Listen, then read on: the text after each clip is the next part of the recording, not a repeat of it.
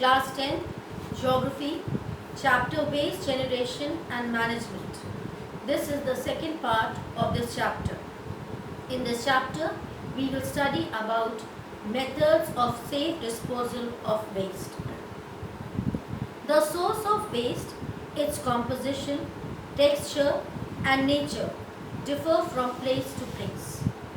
The waste may be solid, liquid or gaseous in form. Hence, the methods of disposal of waste also differ depending on the type of waste. Segregation of waste.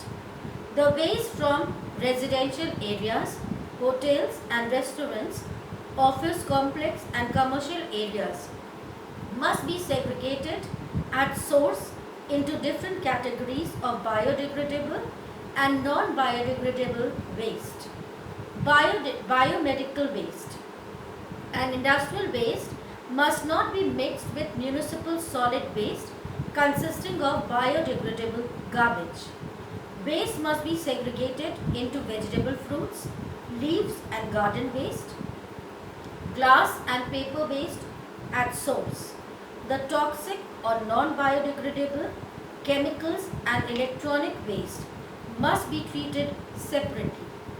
Waste must not be left in open but kept in closed containers for municipal correction. Dumping landfills. Landfills are large area on the outskirts of cities where the waste is deposited on or in the ground and covered with earth. Since landfills are covered, there is minimum air pollution.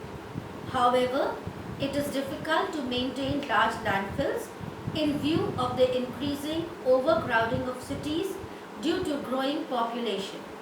As such, the factors which should be considered at the time of site selection include: in Delhi, most of the cities, garbage is dumped into the Okhla landfill and Timarpur plant. Most of Delhi's garbage is recycled here and is used to generate cooking gas and electricity. Any large area away from the city may be used for the site of a landfill. However, different sites pose different problems. The landfill gives out a bad odor and affects people living as working nearby. A major problem associated with landfills involves the contamination of surrounding water supplies, aquifers and soil by leaching. Land requirements and its cost. The land selected for landfill must depend on the quality and quantity of solid waste. Accessibility. The site of disposal must be located either centrally or near the source of waste generated. Cover. A sanitary landfill requires at least 15 cm cover of thick compacted soil at the end of each day's work. Climate. The frequency of rainfall, the velocity and direction of prevailing winds and overall temperature time relationship of factors to be considered at a particular site for landfill. Leachate is formed when rainwater leaks into the landfill. As the water percolates through the landfill, chemical processes turn it acidic. Another serious problem associated with landfill is their creation of explosive methane gas. The gas is a byproduct of chemical processes that occur when bacteria decompose waste.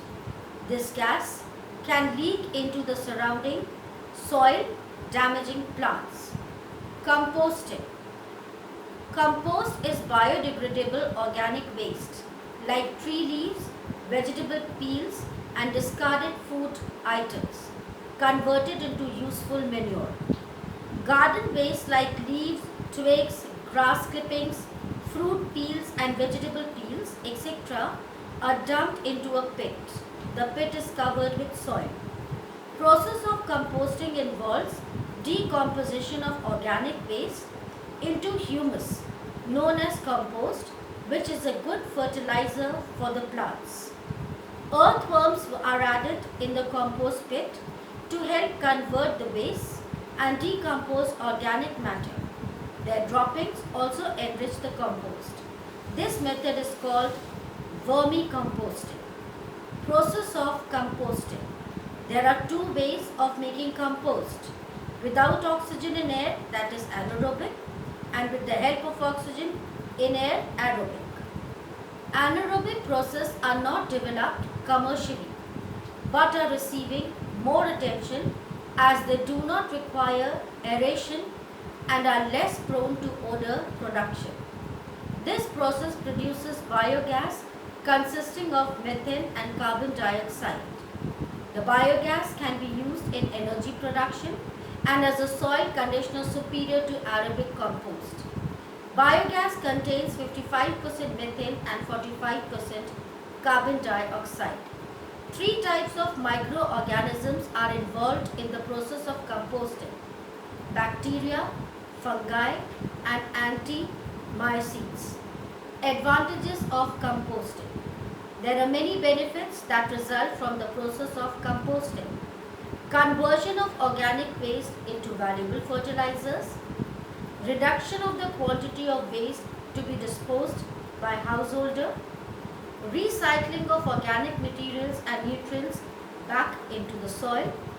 It is a natural waste disposed system. Compost improves the texture of the soil. It aids plant growth. It increases the water holding capacity of the soil. Here ends this chapter.